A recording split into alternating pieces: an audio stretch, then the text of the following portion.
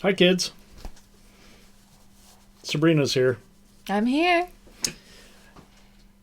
We just wanted to let you know that Harold's trial began on May 12th, last Monday.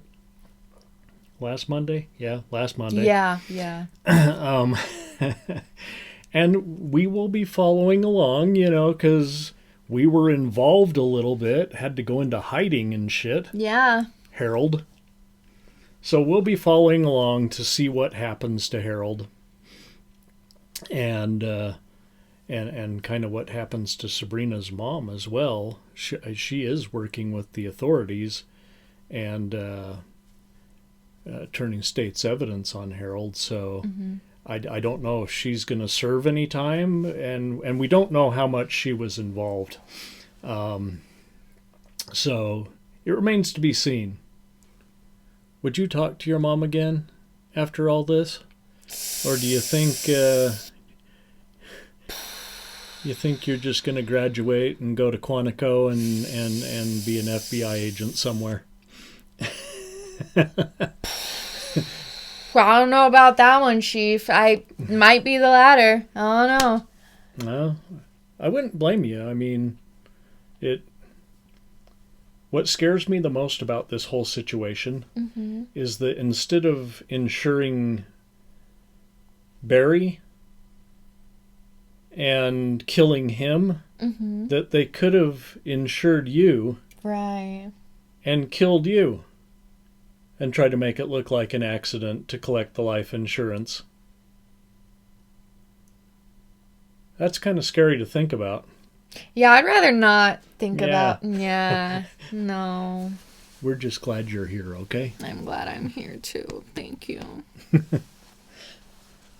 We'll keep you posted.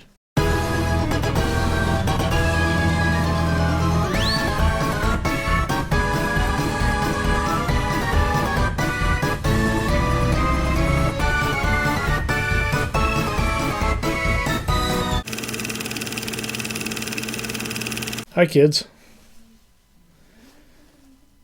It's been like a week now. I was going to check something. Hang tight. Okay, it's good. It's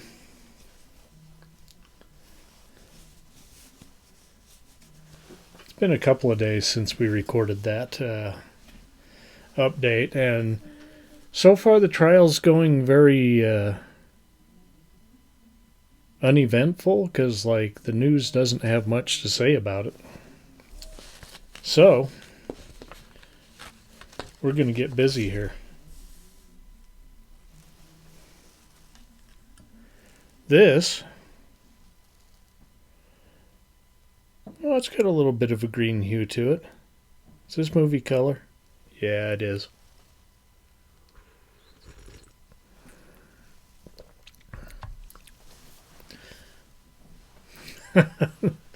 That is the most peculiar drink I've ever had. It's called a Mickey Finn. And based on the old drink that they used to, they would drug you and rob you in seedy bars with a Mickey Finn. This doesn't have drugs in it.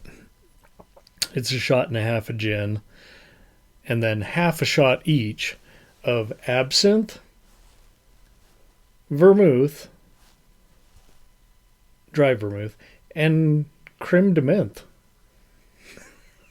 Yeah, so we got black licorice and mint and gin.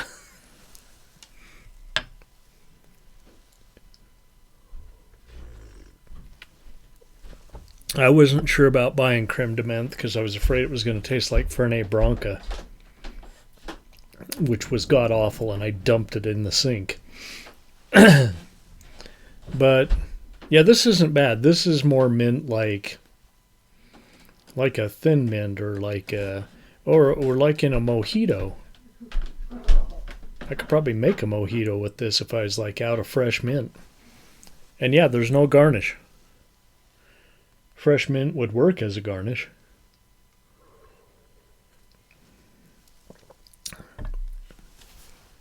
But yeah, I kind of don't know how to describe that. It's not as terrible as you'd think it would taste. Yes, well, against my better judgment. Of course, Murph. Whatever you say.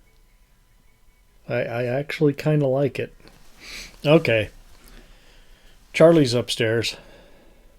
Stuff going on at his mom's house. There's some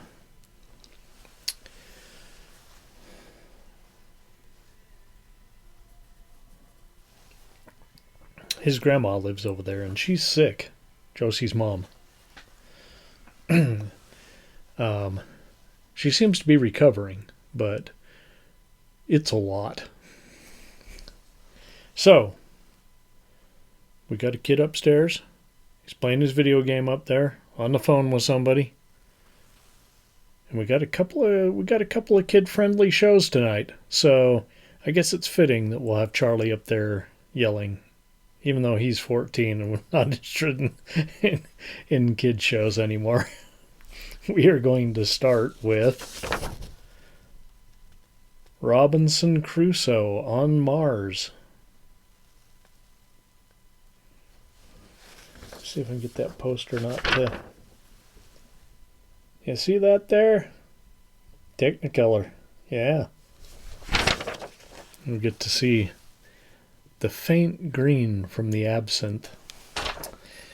A lone U.S. astronaut pitted against all the odds beyond this Earth. Neil Armstrong. Neil Armstrong. Actually, Batman's the other astronaut. This film is scientifically authentic. It's only one step ahead of the present reality. Yeah, I think we'll talk about that. Laser beam, something ready for weird space visitors. Spaceship wrecked in the sky. Only his nerve and know-how save him. Yeah, a bunch of other stuff. Paul Mantee, Victor Lundix, and Mona, the woolly monkey.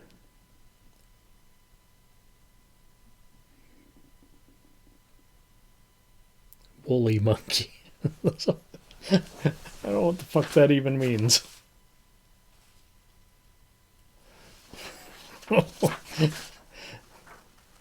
I couldn't do that again if I tried.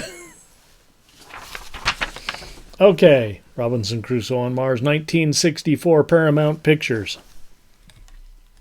We're in the big leagues.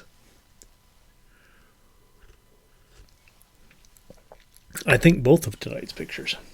Director Byron Haskin.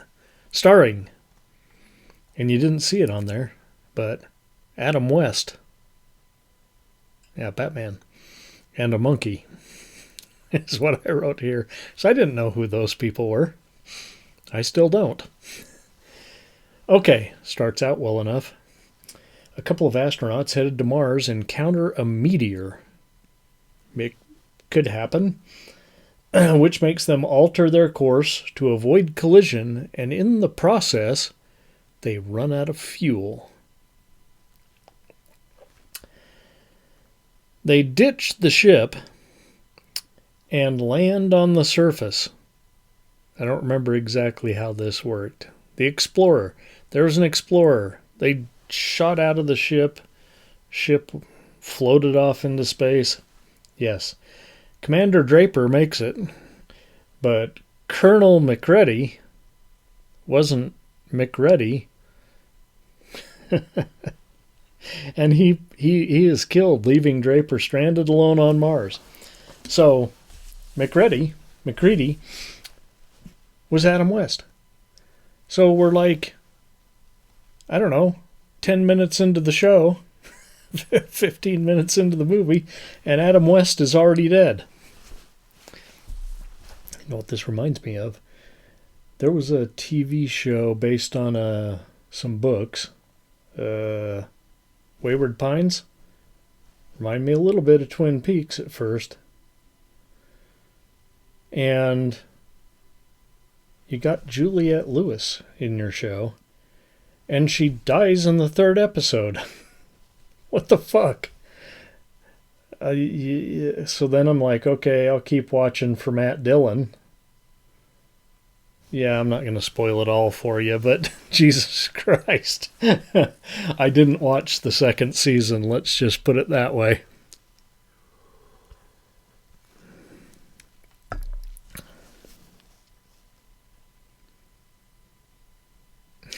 I don't even know how to describe that. Okay. Fortunately for Draper, Mona the monkey, who, by the way, the poster lied, was played by a monkey named Barney, who was in movies at the time. And Barney being a boy monkey, Coop told me that Barney had to wear a fur diaper to cover up his bits to play the girl monkey. So there you go. Barney in drag. 1964. Mona the monkey also makes it, and they set up shop in a cave. Yeah, they kind of like that other movie where the atomic bomb went off and they went into the cave. I don't think there was like a refrigerator or anything, but they're in the cave and living up. Draper finds that the Martian air is too thin, but that the rocks, the Martian rocks that he burns to stay warm, there's no sticks, he's burning rocks to stay warm, release more oxygen as they burn. How convenient. The monkey leads him to water and food, and they are set for a few months. One day, Draper's salvaged equipment picks up a signal, but it is no longer the Explorer. He destroyed the Explorer. It is aliens.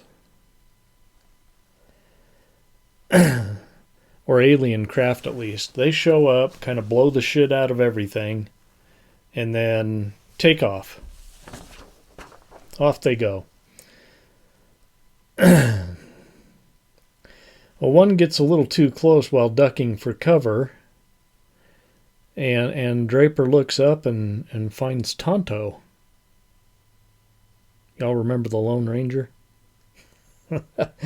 Okay, an alien who looks like Tonto. Draper takes him in, names him Friday, and gradually they start to communicate. But alas, the aliens come back from Tonto, and they gotta make a run for it. To the polar ice cap? Wouldn't be my first choice. They already had a good cave. I don't know. Are we ready? I think I need another sip, just to make sure.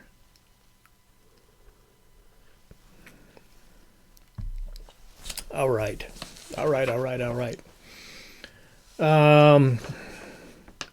This was pretty bad.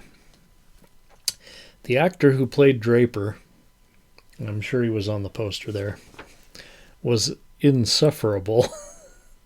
And Tonto's wig was like just the worst. like the Bangs Prince Valiant kind of thing.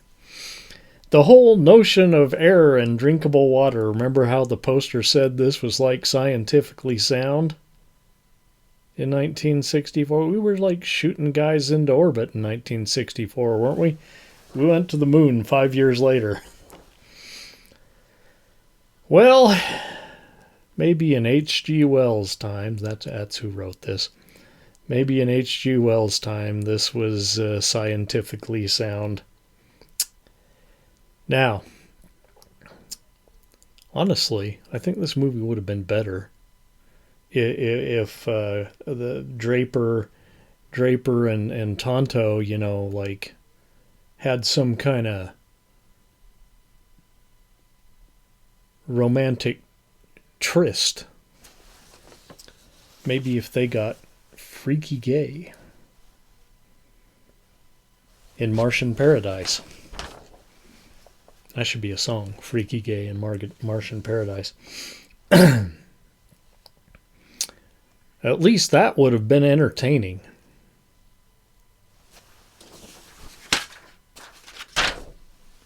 Why can't I throw the papers tonight?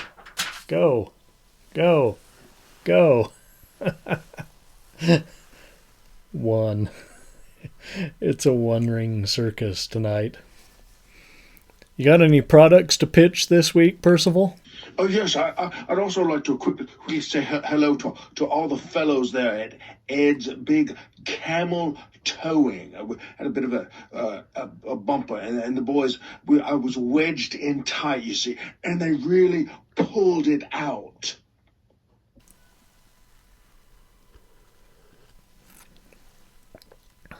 Oh, good, good. Are we getting paid for this? I have gambling debts that I need to take care of. I'm not getting paid for this. What kind of sponsors are these?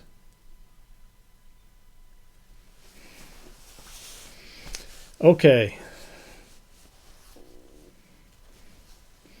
We're going to go up to the lobby. We're going to make ourselves another drink.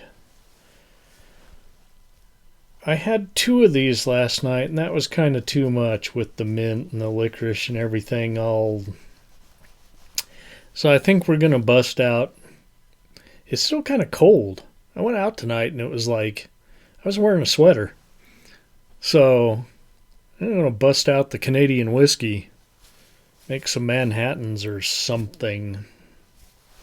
So let's all go to the lobby and make ourselves a drink. Let's all go to the lobby. Let's all go to the lobby. Let's all go to the lobby to get ourselves a treat. Delicious things to eat. The popcorn can't be beat. The sparkling drinks are just dandy. The chocolate bars and the candy. So let's all go to the lobby to get ourselves a treat.